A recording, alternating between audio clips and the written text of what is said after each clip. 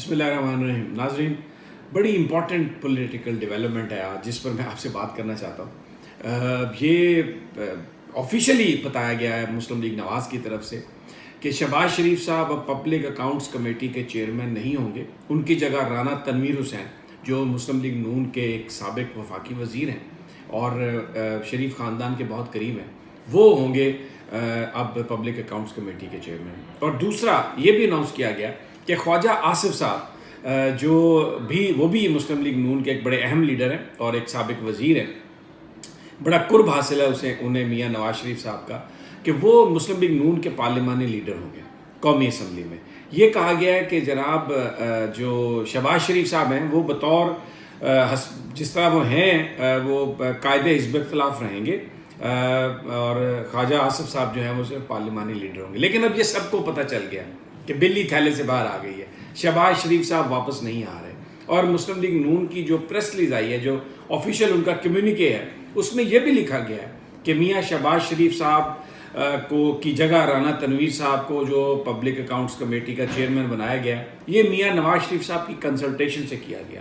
اور جو خواجہ آصف صاحب کو پارلیمانی لیڈر بنایا یہ بھی ان کی کنسلٹیشن سے کیا گیا. اب ایک تو پہلا سوال یہ ہے کہ سپریم کورٹ آف پاکستان پوری زندگی کے لیے نااہل قرار دے چکی ہے جناب میاں نواز شریف کو.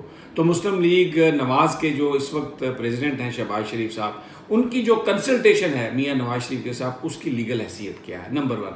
دوسری بات یہ ہے کہ جو لوگ اس خطرے کا اظہار کرتے تھے کہ یہ باہر چلے جائیں گے اور واپس نہیں آئیں گے، تو میاں شہباز شریف صاحب نے اس کو سچ ثابت کر دیا. کیونکہ ان کی جو ضمانت کی درخواست ہے، یعنی ان کی ضمانت منسوخ کرانے کے لیے نیب نے اپیل کی ہوئی ہے، جو سپریم کورٹ آف پاکستان میں اب اگلے 2-3 دنوں کے بعد جس میں اس کی سماعت ہونی تھی اور اس میں شہباز شریف صاحب کو پیش ہونا ضروری تھا. شہباز شریف صاحب کو سب نے دیکھا لندن میں بھاگتے ہوئے سٹورز کے سامنے اور لوگوں سے گفتگو کرتے ہوئے. لیکن جس طرح سے ہی یہ تاریخ جو عدالت کی ہے اس کا ٹائم قریب آنا شروع ہوا، تو لندن سے خبریں نون لیگ نے اس طرح کی فیڈ کرنی شروع کر دیں کہ شہباز شریف صاحب بیمار ہیں، شہباز شریف صاحب کا میڈیکل چیک اپ ہو رہا ہے. اس طرح کی ساری باتیں انہوں نے شروع کر دی، جو کہ صرف ایک میڈیا کے ذریعے ایک تاثر قائم کرنے کے لیے کیا گیا. وہ جو خطرات تھے، وہ جو لوگ کہتے تھے کہ یہ چلے جائیں گے باہر، ان کو ضمانت نہ دیں، ان کا نام ECL میں رکھیں، اور انہوں نے عدالتوں کے ذریعے اپنا نام، لاہور ہائی کورٹ نے اس حوالے سے ایک بڑا اہم رول ادا کیا.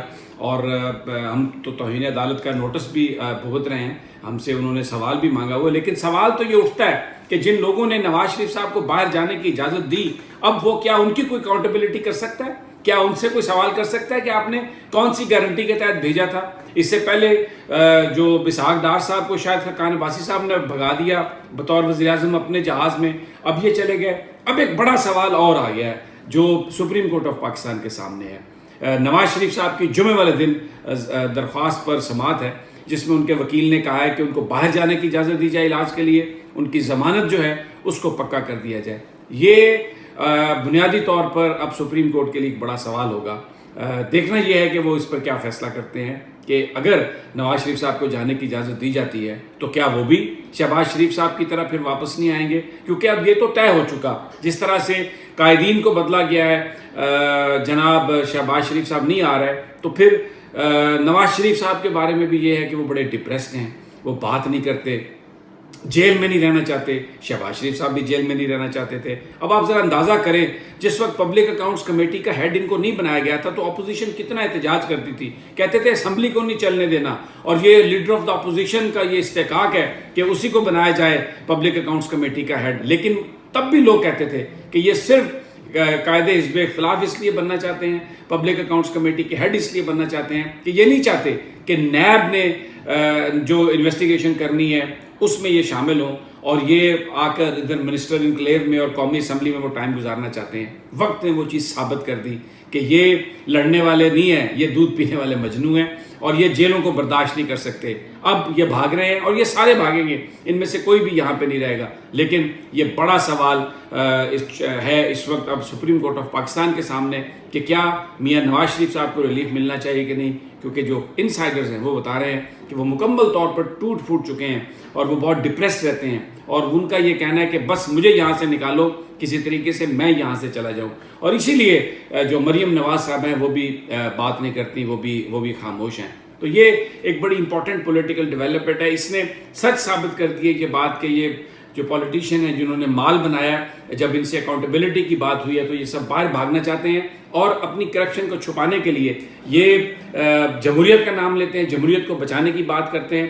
لیکن حسین اصغر صاحب کے آنے کے بعد نیب میں جو کمی تھی انویسٹیگیشن کی وہ پوری ہو گئی ہے، اور لگتا نہیں ہے کہ اب ان کو کسی حوالے سے کسی طریقے سے بھی رعایت ملے. اور دوسری بات جو ایک بڑی اہم خبر پاکستان کی، آج محمد ڈیم کی گراؤنڈ بریکنگ سیرمنی ہوئی ہے، تو یہ ایک بہت اچھا ایک شگون ہے. سابق چیف جسٹس پاکستان ثاقب نثار صاحب بھی وہاں پر تھے.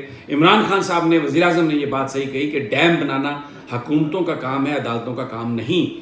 لیکن کیونکہ ماضی میں حکومتوں نے اس میں کوتاہی کی، اس لیے اس تحریک کو شاید سپریم کورٹ نے شروع کیا. لیکن اب جو پاکستان کی جو گورنمنٹ ہے، الیکٹڈ گورنمنٹ ہے، عوام کی نمائندہ ہے، اور ہر حال میں ہم اس کو بنائیں گے.